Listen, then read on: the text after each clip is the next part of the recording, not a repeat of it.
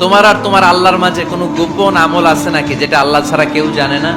জীবনে আমাদের প্রত্যেকের এমন কিছু গোপন আমল, ইবাদত আর দান সদকা করা দরকার যেটা দুনিয়ার কেউ জানে না, জানে আমার রব আর জানি আমি। এরকম দান থাকার দরকার আছে না নাই? তোমার জীবনে এমন কোন গোপন সদাকা আছে নাকি যেটা আল্লাহ ছাড়া কেউ দেখেনি? এই গোপন সদাকাটা আল্লাহ খুব পছন্দ করে। এখানে মাদ্রাসা, আজকে আমার ভাই অমুক ভাই দিবেন 2 লক্ষ টাকা, বলেন মারহাবা। এটা উনি আল্লাহর জন্য দিতে পারে, মারহাবার জন্য দিতে পারে, ঠিক কিনা?